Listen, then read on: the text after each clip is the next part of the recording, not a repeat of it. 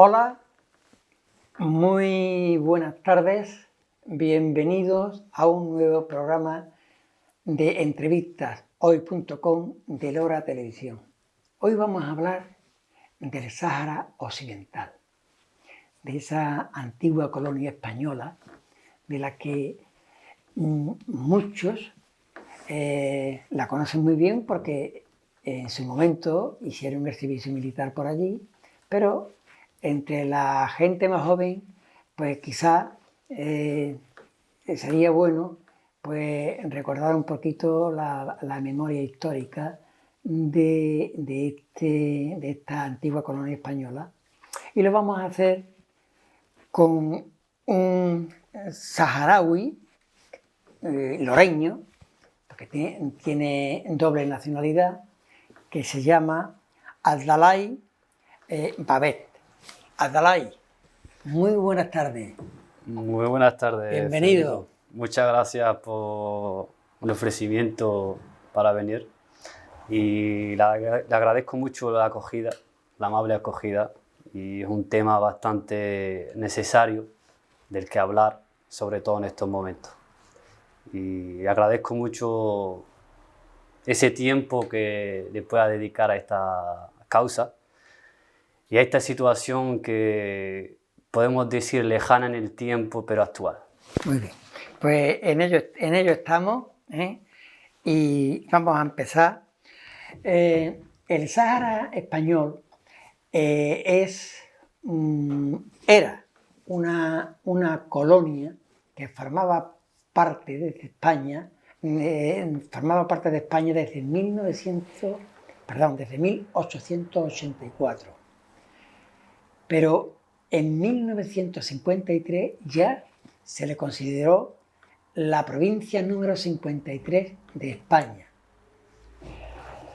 El Sáhara Occidental para nosotros tiene muchas connotaciones, porque aparte de que ha sido algo nuestro, y son muchos los españoles que han estado y han vivido allí, pues hoy el Sáhara español vive un conflicto desde que España en 1975, cuando murió Franco, España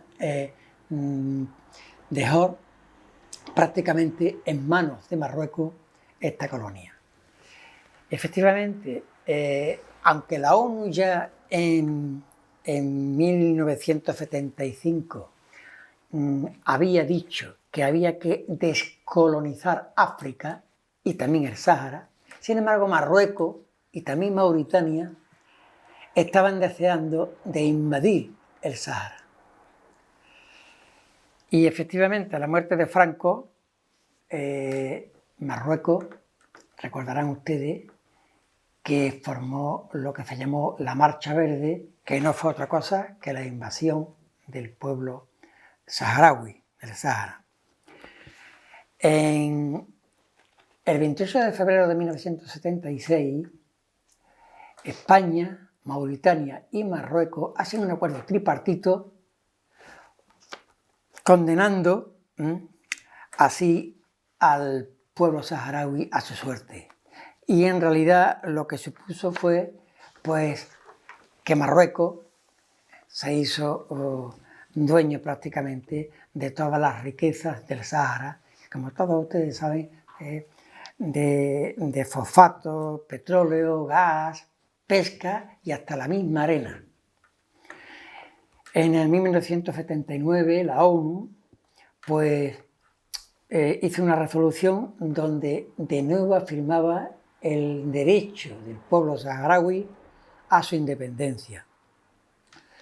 Mauritania llegó a un acuerdo de paz con los saharauis y se retiró, pero Marruecos, con una voracidad tremenda, lo único que se le ocurre en 1980 es hacer un muro de 2.700 kilómetros, dividiendo físicamente al Sáhara en dos partes.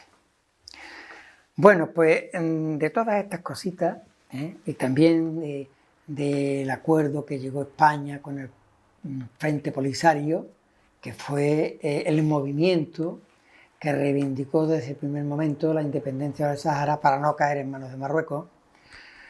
Pues el reconocimiento también estaba diciendo, del acuerdo que llegó a los Frentes Polisarios con las autoridades españolas para que los niños saharauis pudieran venir de vacaciones aquí a España en régimen de acogimiento por parte de familias.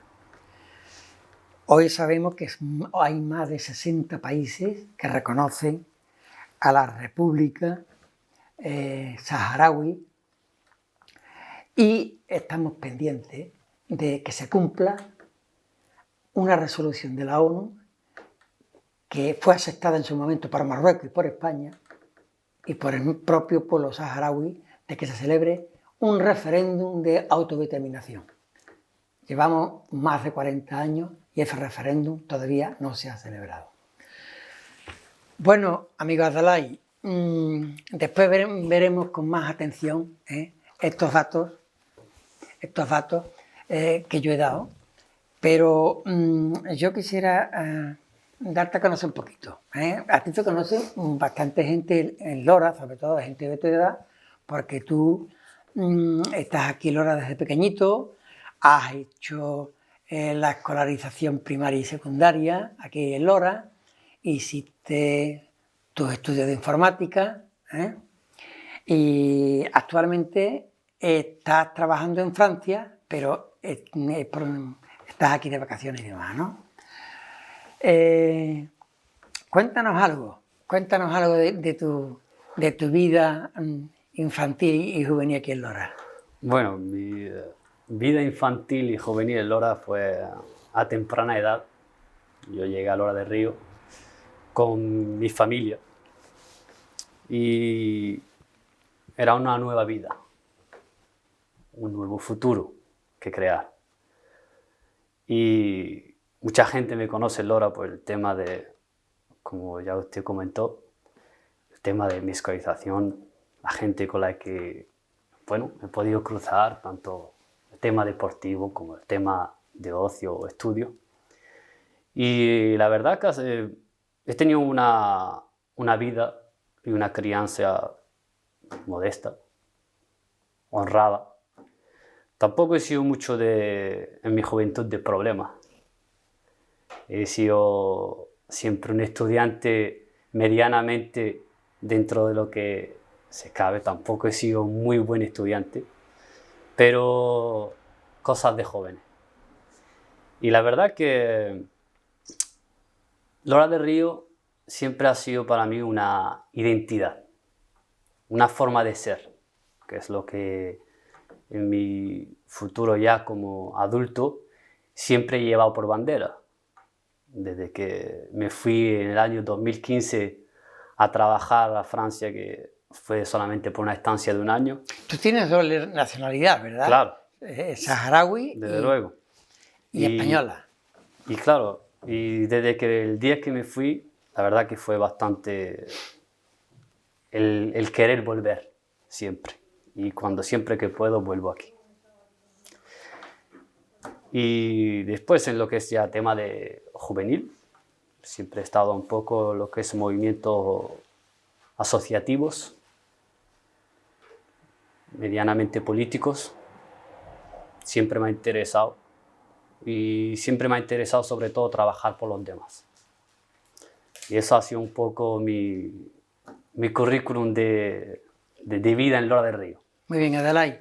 Pues vamos a intentar profundizar un poquito en la historia del Sáhara y sobre todo del pueblo saharaui, para que con un breve recorrido que vamos a hacer a través de un vídeo, tú después nos lo sigas profundizando y nos sigas aportando datos más concretos de cómo vive el pueblo saharaui. El Sáhara Occidental es un territorio situado al noroeste de África que limita al norte con Marruecos, al este con Argelia, con Mauritania al este y al sur y al oeste con el Océano Atlántico. En noviembre de 1884 dio inicio la presencia española en el Sáhara Occidental, presencia que duró casi 100 años, siendo la 53 provincia española desde 1958 hasta 1976, año en el cual España abandona el territorio. Hubo muchos años de convivencia pacífica entre los saharauis y los españoles, pero llegó un momento en el que el pueblo saharaui comenzó a considerar independizarse de la metrópoli para constituir un estado propio. Mientras tanto, la ONU llamaba a la descolonización de África, incluido el Sáhara español. La reacción de Hassan II, rey de Marruecos, no se hizo esperar, reivindicando que este territorio siempre había sido parte de Marruecos. Comienza a organizarse un movimiento independentista saharaui que culmina el 10 de mayo de 1973 con la celebración del primer congreso, en el que nacería el Frente Polisario. El Tribunal Internacional de Justicia de La Haya, en octubre de 1975, emitía un dictamen afirmando que no existían vínculos de soberanía entre el Sáhara y Marruecos. El 6 de noviembre de 1975, Marruecos invade el Sáhara Occidental en lo que conocemos como la Marcha Verde. Esto ocasiona que una parte de la población civil saharaui, sobre todo mujeres, ancianos y niños, tenga que huir a través del desierto hasta la región argelina de Tinduf, lugar en el que desde entonces y hasta la actualidad se encuentran ubicados los campamentos de refugiados saharauis. Días después, el 14 de noviembre, el último gobierno de la dictadura franquista firma con Marruecos y Mauritania los acuerdos tripartitos de Madrid, en los que España les entrega el Sáhara Occidental, comenzando una guerra entre el ejército del Frente Polisario contra el ejército marroquí por el norte y el mauritano por el sur.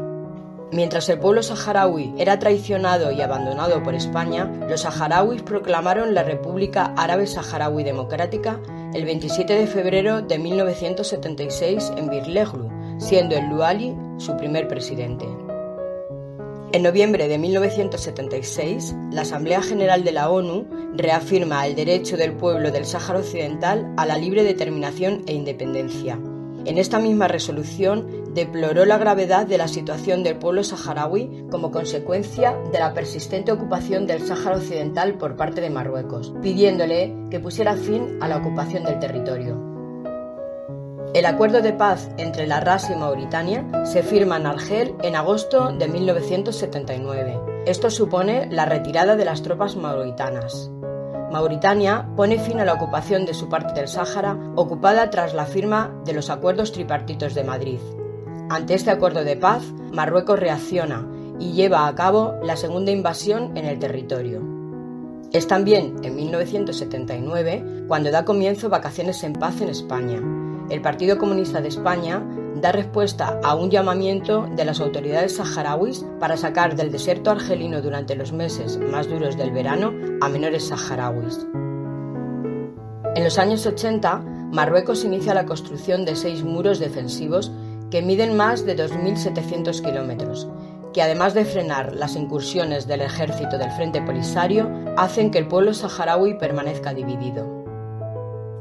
También, durante los 80, son numerosas las batallas entre el ejército saharaui y el marroquí, siendo a finales cuando se empiezan a acercar posturas para la paz. En febrero de 1982, la República Árabe Saharaui Democrática comienza a formar parte de la Organización para la Unidad Africana. Es su secretario general quien anuncia esta admisión de forma oficial después de que 26 países miembros hubiesen otorgado a la RAS un reconocimiento diplomático. Esto origina el abandono de la Organización para la Unidad Africana por parte de Marruecos. El 6 de septiembre de 1991, el Frente Polisario y el Gobierno de Marruecos aceptan el Plan de Paz de la ONU, que incluye un alto el fuego, el intercambio de prisioneros, la repatriación de refugiados y la celebración de un referéndum para que el pueblo saharaui pueda decidir libremente su futuro. Todo ello bajo la supervisión de la MINURSO, Misión de las Naciones Unidas para el Referéndum del Sáhara Occidental. A día de hoy, Marruecos aún no ha permitido se lleve a cabo este referéndum. Después de más de 45 años, el pueblo saharaui sigue siendo un pueblo dividido. De una parte, la población que vive en los campamentos de refugiados de Argelia en Tinduf. De otra, la población que vive bajo la ocupación marroquí, que sufre todos los días violaciones de derechos humanos por el simple hecho de ser saharauis. Son muchas las resoluciones de la ONU en las que se reafirma el derecho del pueblo saharaui a celebrar un referéndum de autodeterminación. El pueblo saharaui sigue esperando de forma pacífica que se cumpla la legalidad internacional y se encuentre una solución definitiva al conflicto en base a las resoluciones de Naciones Unidas, de la Unión Africana y se avance en el plan de paz de la ONU celebrando el referéndum prometido.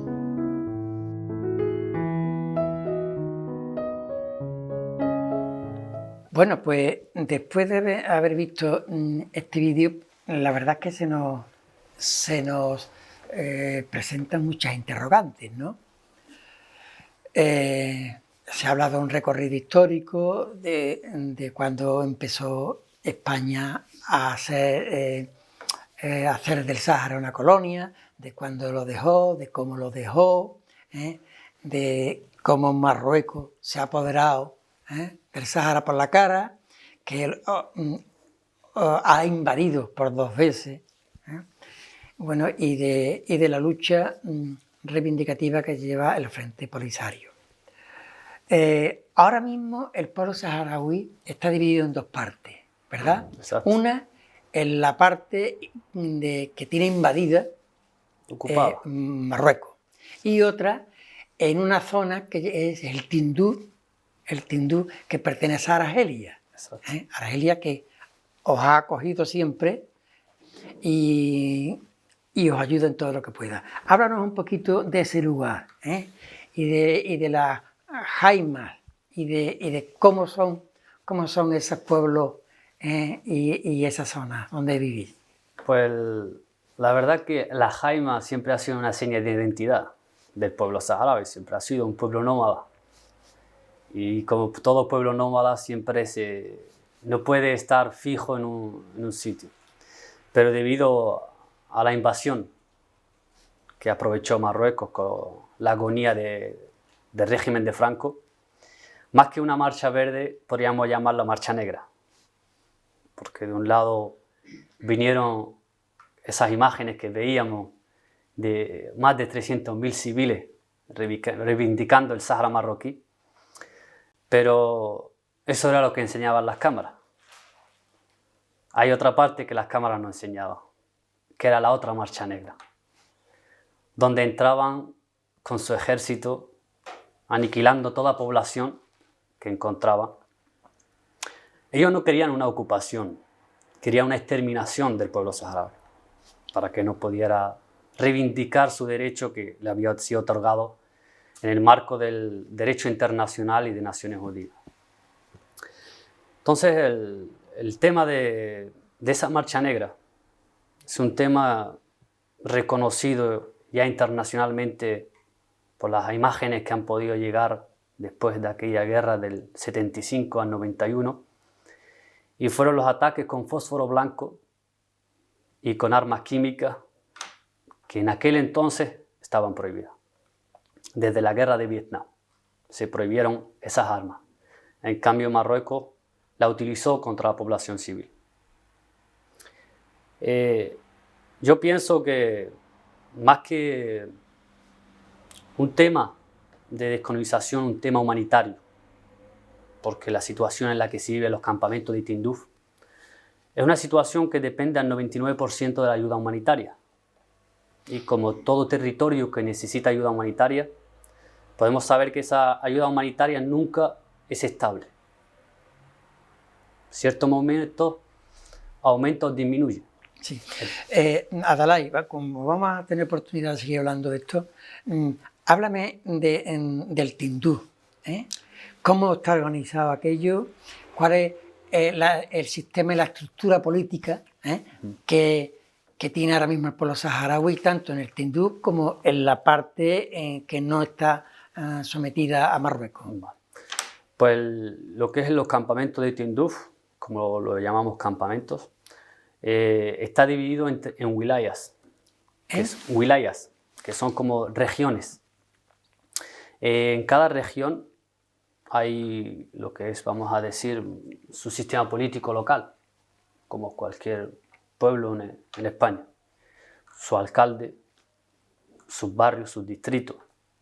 Está todo organizado con tanto sistema político, sistema humanitario, sistema de ayuda. Y es un sistema que se elige a voto, sobre todo las alcaldías y los responsables de distrito. Es un sistema de cierta experiencia un poco para el día de mañana. Día de mañana que se tenga la independencia, ya habrá tenido un recorrido de sistema político, de gobernanza y de distribución de los poderes y de la organización. Y estos campamentos son campamentos donde vive la gente, sobre todo civil. Y hay un solo problema en estos campamentos, que es la alimentación y los medios. Es el único problema Sí. que existe y como puede existir en cualquier campamento. La estructura política de la República tiene un presidente que es Brahim Ghali, y después tiene sus ministros. Exacto. El sistema ya político de lo que es la República, porque ahora estábamos hablando de las wilayas, que son las ciudades, los campamentos donde están distribuidos lo que podemos llamar campamentos de Tinduf, pero no es un solo campamento. Son muchos. Son más campamentos y cada campamento es una wilaya. Ya lo que es, entrando en el tema de la República tiene su presidente, que es Brahim Ghali, tiene su primer ministro y los ministros de cada área que tiene. Y todos ellos se distribuyen todo lo que es el campamento de la administración de la República. Es un campamento que se llama Rabuni, que podemos decir la capital política de los campamentos. ¿Qué población aproximadamente tiene la República Saharaui? La población es que se puede medir en dos cuestiones diferentes. Podríamos unir los que están bajo la ocupación, porque son saharauis que son de la República, y podríamos también contar solamente los de los campamentos. No hay una cifra exacta. No hay una cifra exacta por el tema de que es un pueblo dividido en dos. Al ser un pueblo dividido en dos, no se puede tener un censo exacto de la población, pero se ronda entre los 600.000 y 1 millón. Y 1 millón.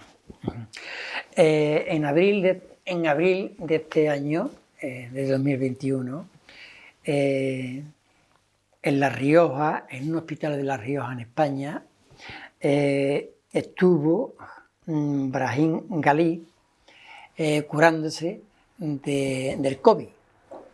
Esto ha provocado un conflicto diplomático que prácticamente casi le ha costado el puesto a la ministra de Asuntos Exteriores. Háblanos un poquito del presidente de la República.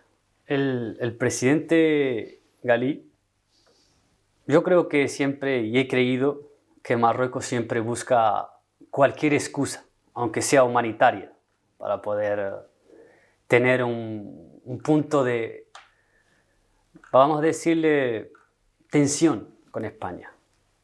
Ya sabemos que tiene Ceuta y Melilla, que siempre son un punto de reivindicación de Marruecos, o las aguas Canarias, de igual manera. Y en esta situación encontraron, digamos, un punto de más. Una excusa. Para poder tener tensiones con España, sabiendo que España acogió a Ghali con ayuda humanitaria. Pero es que ya no hablamos solamente de la ayuda humanitaria. Es que España no se podía ni negar, porque este señor tiene nacionalidad española. Y como el Código y en la Constitución española puede decir, no se le puede negar la entrada a ningún nacional al territorio español. ni la salida de este territorio si no hay una medida judicial que lo impida. Y en esta situación el gobierno de España se vio entre la espada y la pared, sabiendo que podía crear un conflicto con Marruecos, pero sabiendo que si no lo hacía, estaba incumpliendo la Constitución española y la legalidad de España. Este señor es español y no se le puede negar la entrada en cualquier situación, y más si viene una situación en coma, podemos decir, porque estaba en un estado de enfermedad del COVID avanzada. Este hombre, cuando aseguró, tuvo un recibimiento apoteósico allí en el Sáhara cuando vino. Es un líder aceptado, querido, o tiene también su oposición dentro del Frente Polisario, partido. Bueno, es el único partido que existe, ¿verdad? Sí. O movimiento. Brahim Ghali siempre ha sido un hombre convencido, de fuerte convicción. Desde sus principios en el 71 y el 73, en aquel entonces por pedir la descolonización del Sáhara, cuando España todavía administraba el Sáhara. Él ha sido un hombre siempre revolucionario. Y como revolucionario nunca ha dado su mano a torcer. Siempre ha seguido la misma dinámica con la que empezó y la misma convicción. Su recibimiento en los campamentos fue verdaderamente sorprendente, porque podríamos decir que cualquier líder siempre tiene su oposición. Pero en el caso de Brahim Ghali, el Sáhara en ese momento estaba en una situación de guerra. Por haberse roto el alto el fuego el 13 de noviembre del 2020 por parte de Marruecos. Y estamos hablando que una gran parte de la juventud es la que compone los campamentos. Y esta juventud es la que siempre ha sido la que pedía la vuelta a las armas, porque se veían que estaban en una situación de impas, donde se prometió un referéndum por aquel alto el fuego que se hizo en el 91, que incluso Marruecos aceptó hacer el referéndum, y se estaban viendo en que año tras año no pasaba nada. Y esta juventud se veía que año tras año su vida seguía igual, de aquellos años que venían en vacaciones a España. Volvían cada año a los campamentos. Una vez que ya no pueden venir porque son de avanzada edad, jóvenes ya adultos, están viendo que en unos campamentos no puedes tener un futuro. Ni un futuro laboral, claro, ni económico. Y hablando de eso, la economía es la que se sustenta el pueblo saharaui, tanto los de los campamentos del Tinduf como los que viven en la zona liberada. ¿Cuál es la economía? ¿De qué vivís? Bueno, lo que es una parte de lo que es la parte ocupada, estamos hablando de que está bajo una ocupación y como se vive allí, es medianamente como se pueda. No tiene ayuda humanitaria, como puede tener los campamentos de refugiados. Campamentos de refugiados se vive casi el 100% de la ayuda humanitaria. Humanitaria, ayuda internacional. La ayuda internacional. Sin esa ayuda no se podría vivir, porque no hay un sistema económico productivo para poder sustentar una vida laboral. Sin embargo, allí, a pesar de que es una zona desértica, hay fosfatos, hay petróleo, hay gas, hay pesca, incluso se exporta arena. Exacto, pero claro, ese es el territorio del Sáhara, ocupado por Marruecos. Ajá. En esa situación, quien se beneficia de todo eso es Marruecos. Porque a Marruecos no le interesa a los saharauis. ni la marroquinidad de los saharauis. Ya tiene suficientes Marruecos en su país. Le interesa un territorio rico en minerales, fosfato, uno de los mayores caladeros de pesca. Le está haciendo a Marruecos el mayor exportador de fosfatos del mundo. Y eso no revierte para nada en el pueblo saharaui. Exacto. Entonces estamos viendo que los que están en los campamentos viven bajo territorio argelino. Argelia suficiente te da protección, te da su territorio para que puedas vivir y crear un país para el día de mañana, cuando tenga la independencia. Pero no tienes nada en lo que basar tu economía. No puedes traer empresas a trabajar en unos campamentos de refugiados.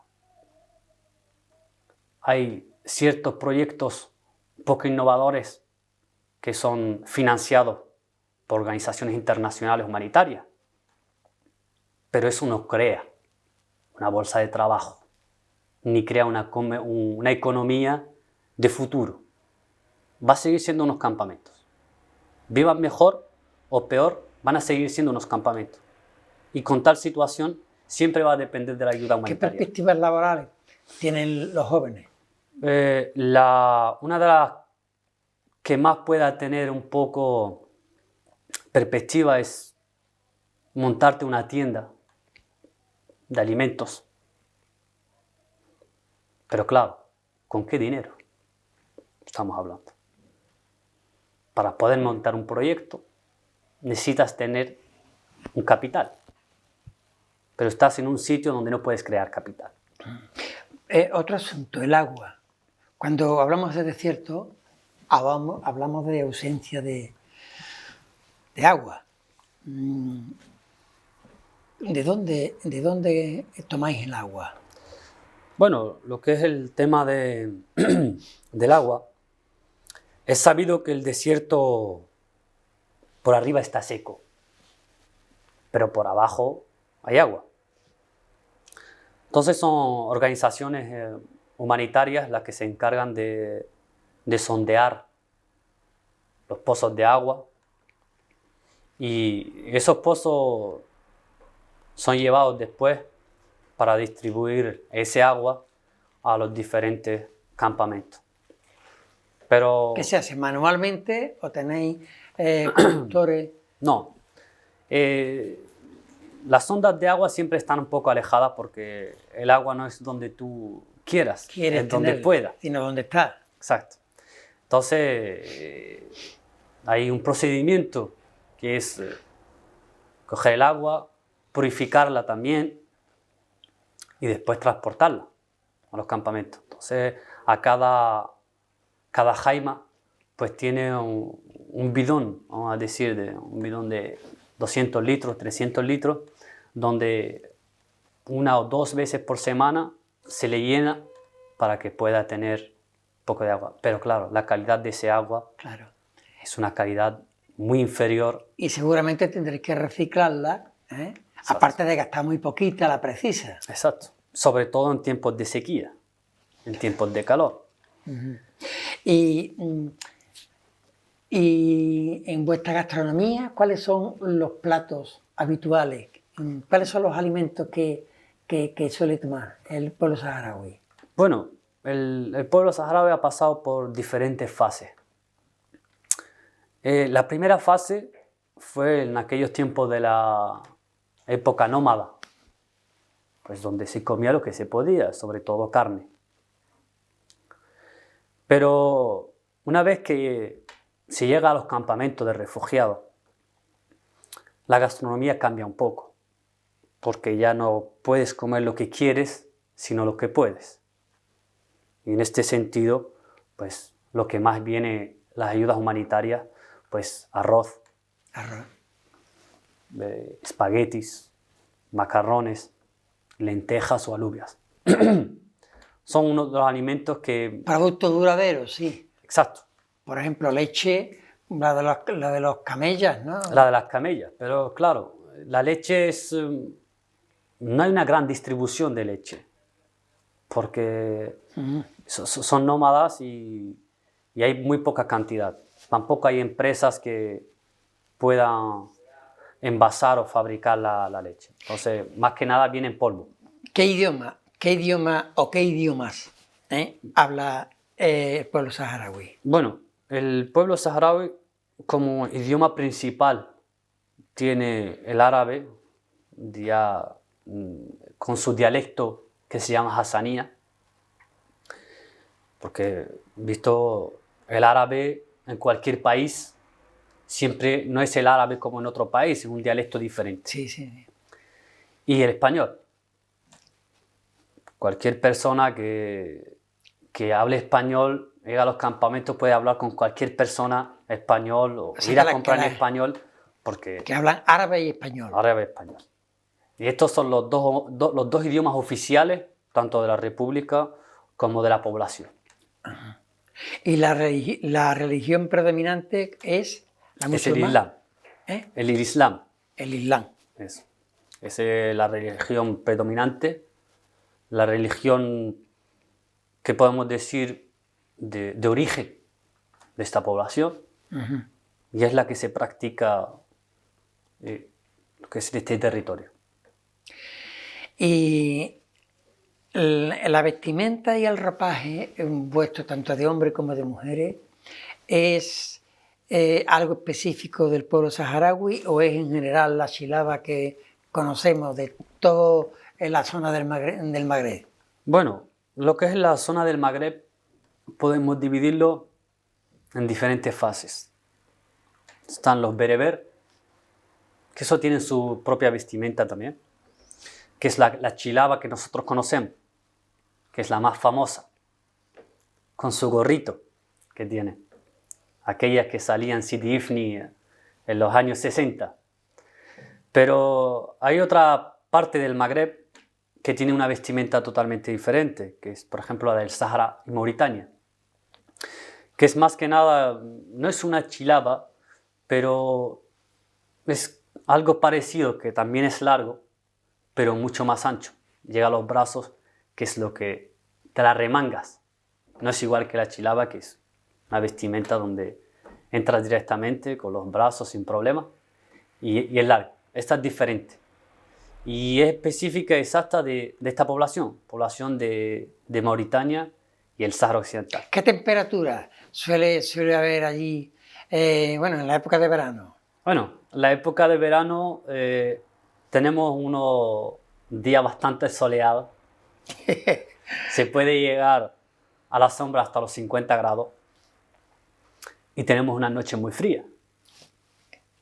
Una diferencia térmica tremenda entre el día y la noche. Bueno, y por una anécdota, la época en la que yo me puedo acordar de los años 90, que en aquel entonces poca electricidad había, por lo tanto no había frigorífico, pero enfriábamos el agua, lo metíamos en bidones y lo dejábamos a la noche, a la intemperie, porque ese frío que hacía por la noche nos daba agua fresca durante el día.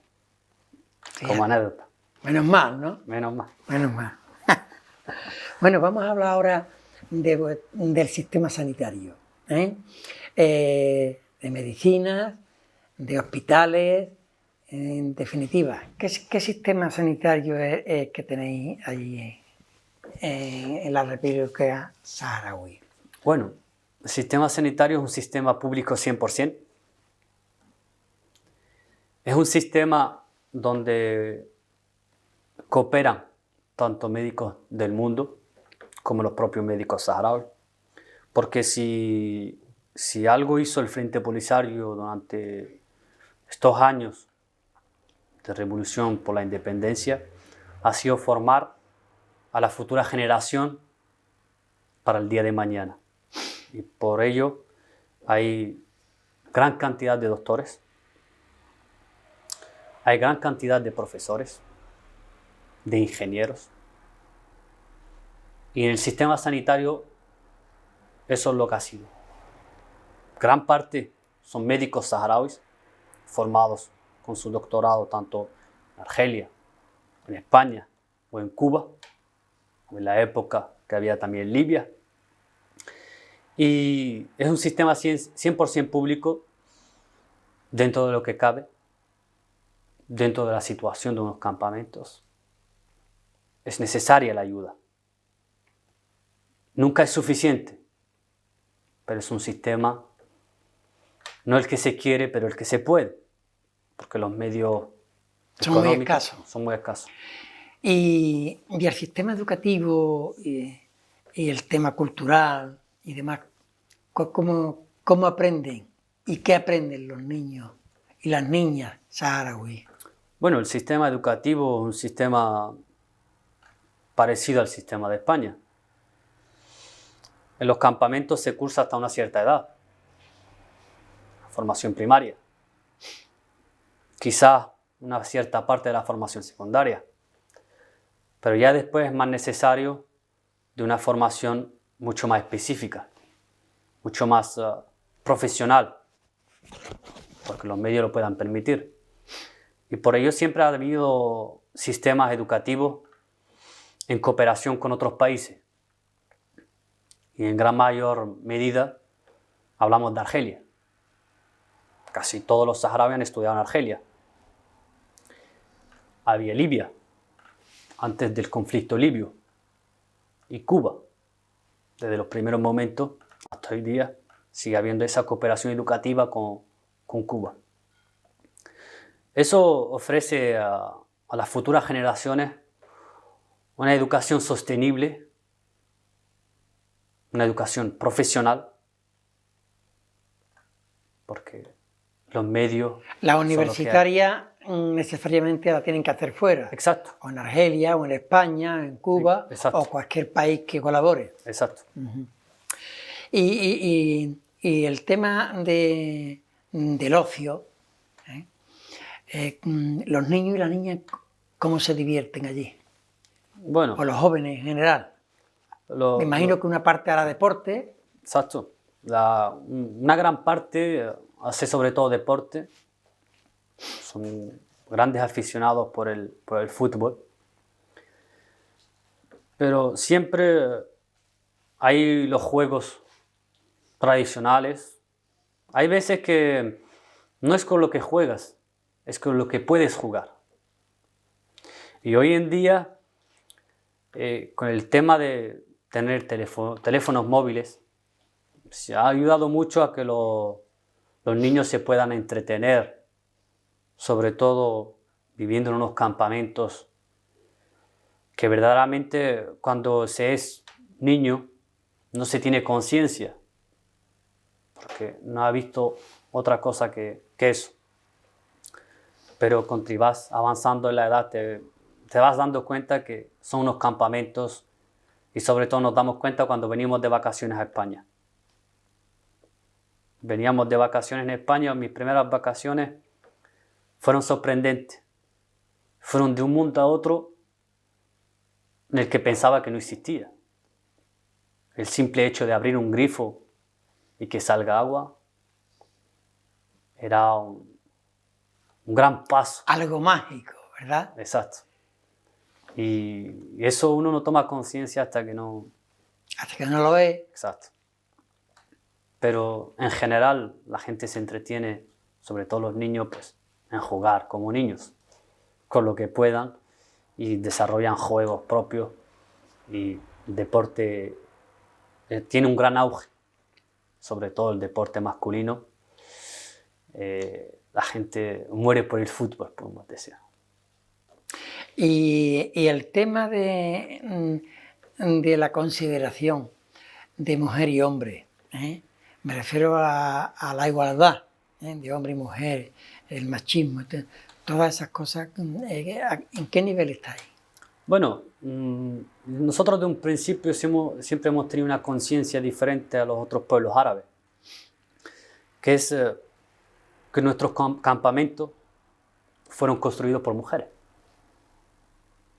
En aquella época, en el 75, cuando empezó la guerra, los hombres iban a la guerra, pero las mujeres tenían un trabajo más duro. Convertir territorio arenoso en unos campamentos. Y no es fácil, tanto dirigirlo, como organizarlo, como crearlo. Y gracias a eso siempre hemos tenido gran consideración por la mujer. Porque para nosotros la mujer es un punto clave en la revolución que hemos tenido. En nuestra independencia siempre ha tenido un gran valor la mujer, porque gracias a la mujer hemos podido tener unos campamentos bien organizados, bien distribuidos, y eso es gracias a la mujer. ¿Hay alguna mujer en la estructura organizativa política? Bastante. Hay Bastante. Hay tanto alcaldesas, diputadas del Parlamento saharaui y ministras. Tanto siempre ha sido un punto clave en el pueblo saharaui, la mujer. En los programas de acogida de verano, en los que tú ya has dicho algo, eso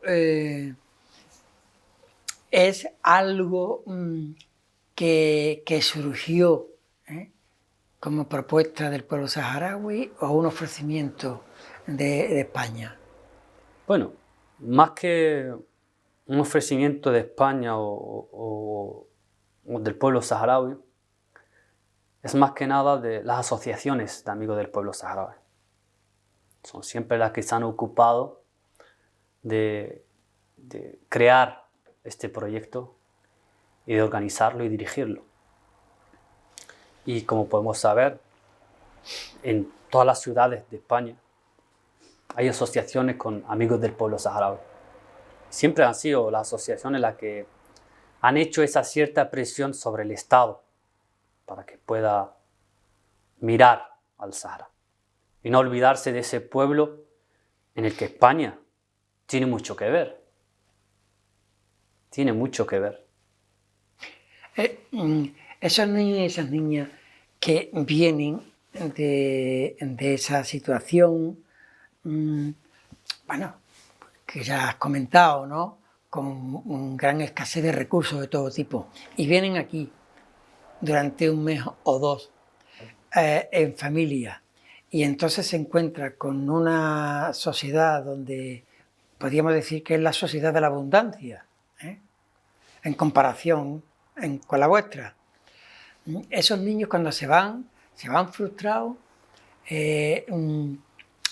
quieren seguir siendo saharaui o añoran y sienten nostalgia por las familias que las han acogido.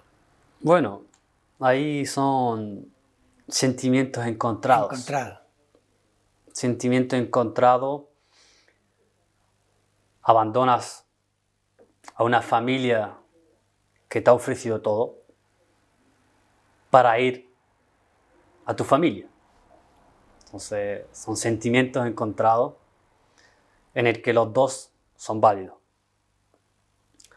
Esos niños que vienen en vacaciones en paz, como se llama el proyecto, y ven esta situación de comodidad, podemos llamar. Yo creo que más que no querer ser saharauis, eso es un impulso para hacerlo más, para luchar por tu futuro. O sea que eso puede ser una motivación para ver que ahí es posible otro mundo mejor que el que tiene. Exacto. Y eso ha creado muchas generaciones de jóvenes que no se convencen con lo que hay. No se convencen con estar en unos campamentos de refugiados.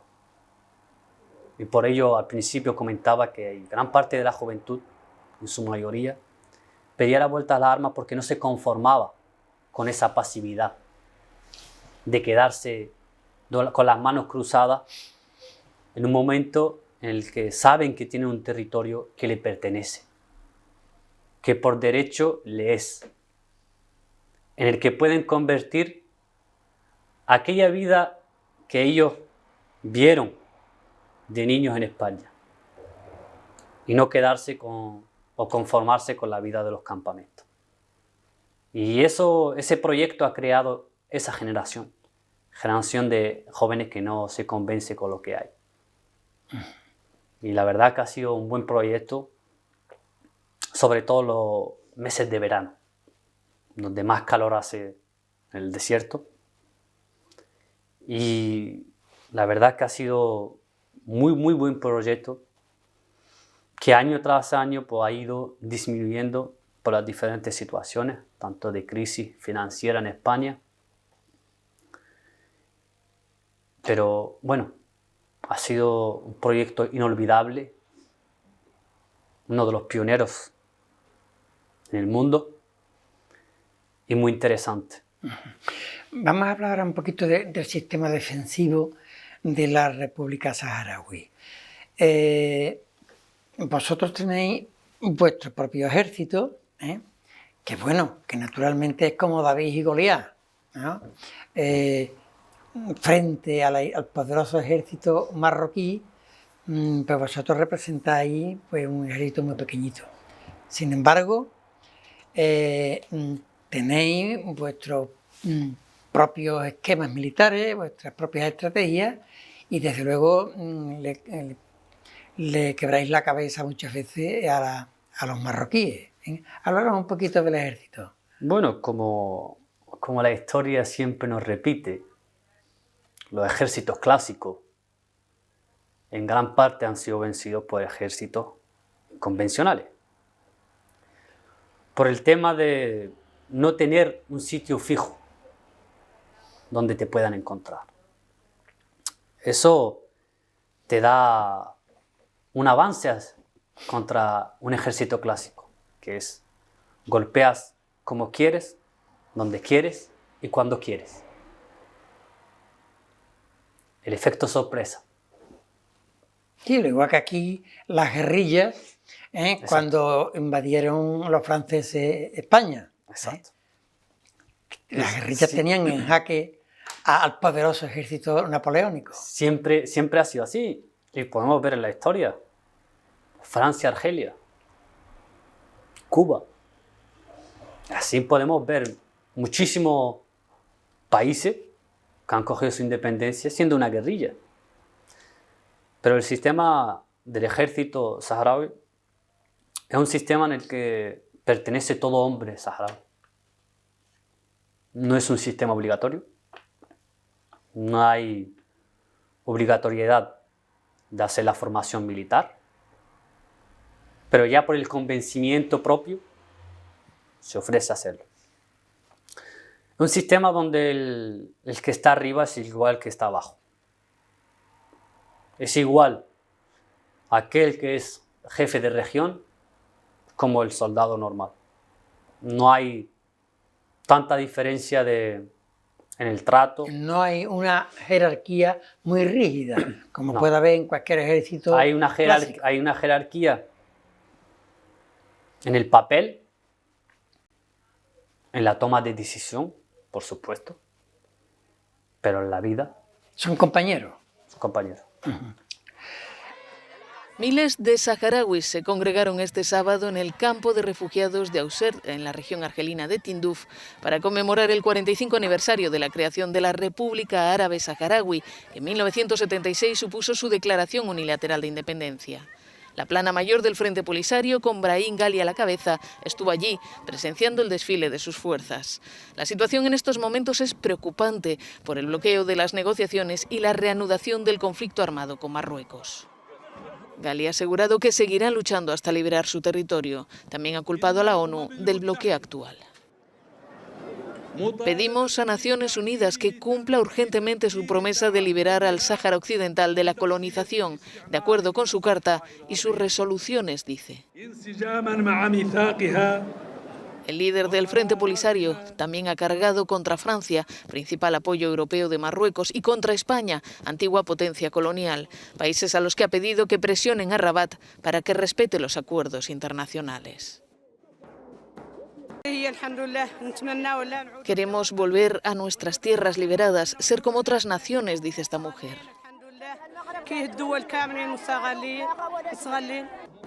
La cuestión saharaui se planteará la próxima semana ante el Tribunal Europeo de Justicia. El Polisario denuncia que los acuerdos entre la Unión Europea y Marruecos permiten a Rabat exportar tomates, melones y pescado desde el Sáhara Occidental, algo que considera un saqueo de sus recursos naturales.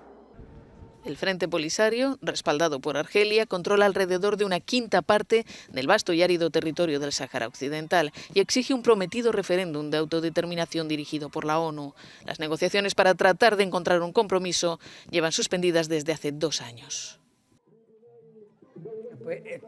El ejército, la escuela, todas las estrategias educativas, culturales y militares que tenéis, todo está en función de poder conseguir algún día la autodeterminación o la independencia. Exacto. Y para eso ahora mismo se cuenta con el apoyo de la ONU. Exacto. Un acuerdo firmado entre España y Marruecos y la ONU para que se celebre ese referéndum de autodeterminación. Creo que fue en el año 1991, ¿no? Exacto. ¿Y qué pasa?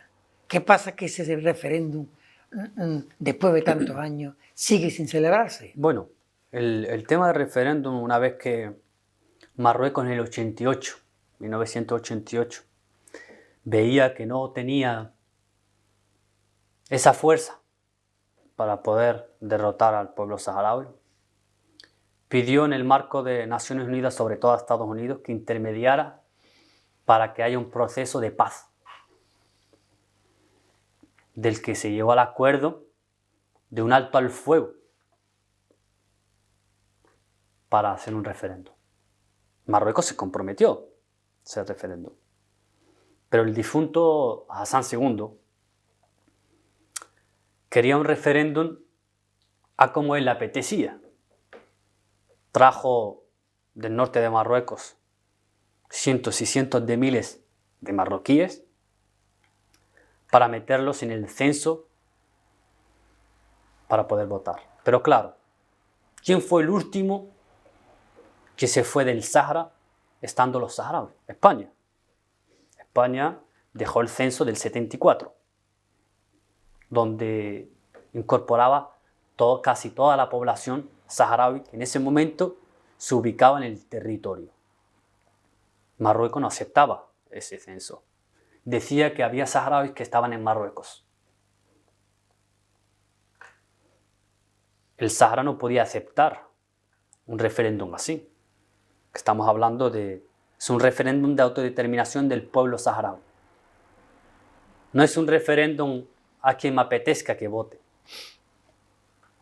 Y siempre se puso que se tenía que hacer el referéndum sobre la población saharaui que España dejó en el censo, que había hecho ese censo para hacer el referéndum del Sáhara.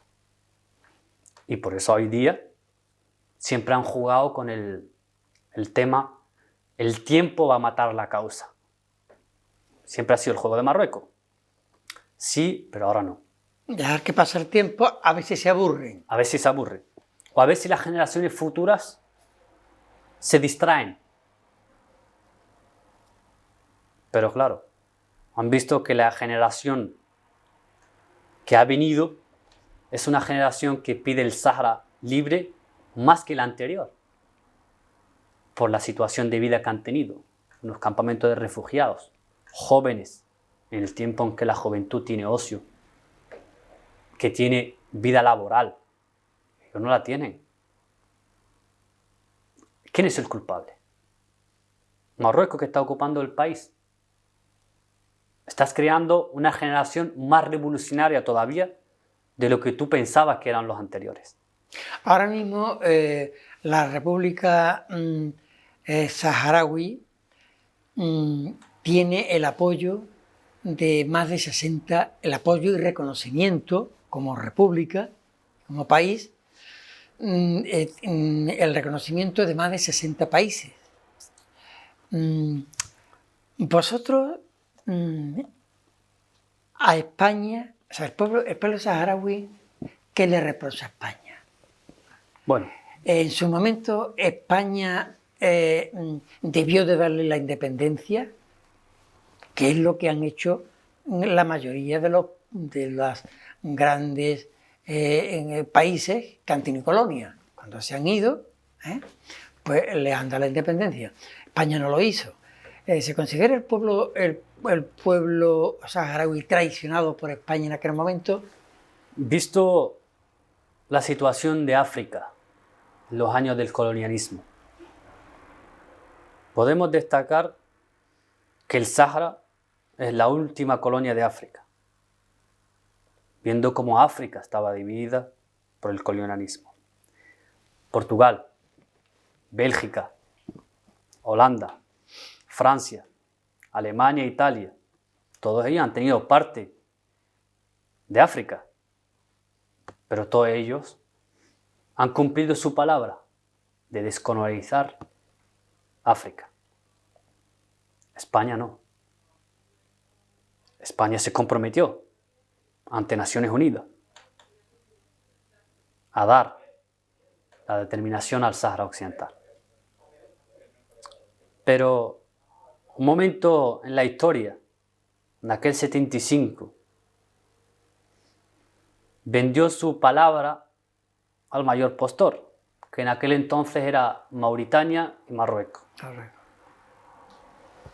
Si yo me comprometo a hacer un referéndum y me comprometo ante la legalidad internacional a que este territorio, que lo tengo como colonia, debe hacer la autodeterminación, ¿por qué voy a terceros países y le doy la administración de este territorio para que, si acaso, ellos hagan la descolonización?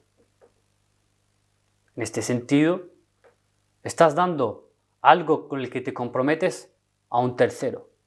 ¿Quién te garantiza que lo va a hacer? Claro. Y eso es lo que se le reprocha a España. No cumplió primero su palabra, porque en aquel entonces, en los acuerdos de Madrid, del 14 de noviembre del 75,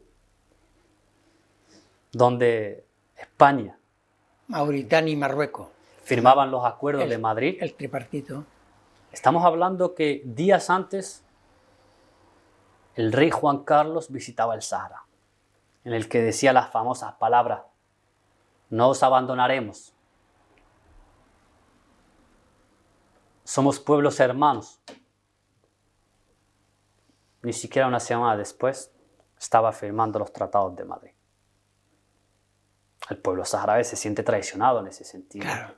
Incluso el pueblo español siente que fue traicionada su convicción y su punto de vista hacia este territorio.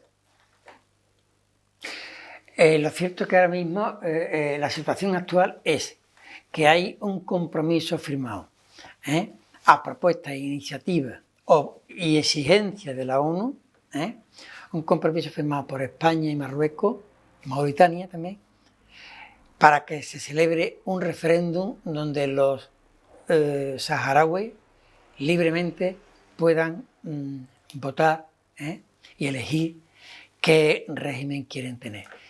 Imagínate que dentro de poco se celebrara ese referéndum. ¿Cuál sería el resultado? Bueno, como la situación siempre ha demostrado, es que Marruecos nunca ha tenido importancia sobre la población saharaui. Y como tal, si la población saharaui prefiere estar lejos de Marruecos. Ya no solamente por cómo trata a los saharauis. Podemos ver en la última situación del conflicto de España con Marruecos, con una sola luz verde de, bueno, no voy a vigilar la frontera, cómo salieron corriendo más de 10.000 marroquíes hacia Ceuta. Ni siquiera los marroquíes quieren estar bajo la tutela de Marruecos, siendo su propio país. Como nosotros, que no somos ni siquiera su población, ni hemos sido nunca marroquíes, ni nos vamos a sentir marroquíes. Queremos estar bajo de una tutela de un país en el que su propia población sale corriendo. Ya los resultados hablarían por sí solos. Y si se celebra mañana un referéndum, va a ser Quizás no al 100%, porque siempre hay ciertas cuestiones, pero en su gran mayoría va a ser la independencia. Y bueno, un pronóstico tuyo, tal como ves la situación, y ya para ir terminando, ¿cuál es la esperanza que tú tienes Bueno, de cara al futuro? mi esperanza siempre ha sido la independencia. Tener nuestro propio territorio en el que han vivido generaciones y generaciones de nosotros. Pero como expectativa real de la situación, ahora mismo se lleva desarrollando una guerra desde hace un año. Yo creo que va a ser una larga guerra. Como la historia siempre responde, las guerras nunca han solucionado ningún conflicto. Eso está claro. Pero es un mecanismo cuando no te queda otra situación. Otro remedio, otro recurso. Nosotros hemos sido muy pacíficos. 30 años esperando el famoso referéndum. Pero 30 años son muchos años de espera. Generaciones y generaciones. Ahora se ha decidido por la guerra porque no queda otro remedio. No te queda otra para poder, quizás no vas a liberar tu país, pero crear una prisión para que el invasor no esté tranquilo. Para que algún día pueda la comunidad internacional presionar a Marruecos para que salga de ese territorio y ese conflicto termine. Porque las guerras nunca han traído una solución. Y pienso y deseo que esta guerra dure lo menos posible, pero trayendo consigo la independencia y la libre determinación del pueblo saharaui. Pues muy bien, Abdelai Babet, compartimos tus deseos y ojalá se cumplan tus pronósticos de que algún día, que sea más pronto que tarde, el pueblo saharaui consiga pues lo que tiene derecho a conseguir, su propia capacidad de gobernarse y no tener que estar bajo la tutela de ningún país opresor como lo está haciendo ahora Marruecos. Si quieres añadir algo más. Bueno, yo sobre todo lo que quiero añadir es el agradecimiento al pueblo español, como pueblo español, que siempre ha sido un gran ayudante del pueblo saharaui. Siempre ha sido un gran donante para el pueblo saharaui. Y yo creo que seguir en eso siempre ha sido para los saharauis un gran agradecimiento al pueblo español por esa situación, viendo que el propio Estado y el gobierno español ha mirado hacia otro lado por miedo a Marruecos, pero la población española siempre ha estado al pie de la letra con sus convicciones y su forma de pensar y su hermanamiento con el pueblo saharaui. Y eso se agradece y se va a agradecer durante el resto de la historia que se pueda contar la situación del Sahara Occidental.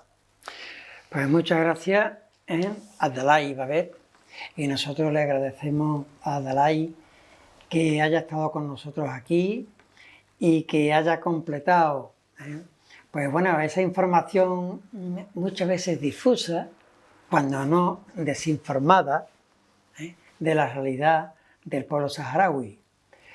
Seguramente habría que seguir profundizando muchísimo más, pero yo creo que con las imágenes que le hemos mostrado y con la información que nos ha suministrado el amigo Abdelai, pues podemos decir que actualizamos un poquito pues bueno, la visión de lo que fue la antigua colonia de España del Sáhara Occidental. Muchas gracias de nuevo a Dalai y nada más. Esperemos que España, como bien ha dicho a Dalai, es decir, las autoridades españolas colaboren lo más posible en que ese referéndum, ese compromiso que está firmado, pues se celebre cuanto antes para bien del pueblo saharaui y también para que nosotros cumplamos la palabra que nuestras autoridades dejaron firmada un día. Hasta nuestro próximo programa. Muy buenas tardes.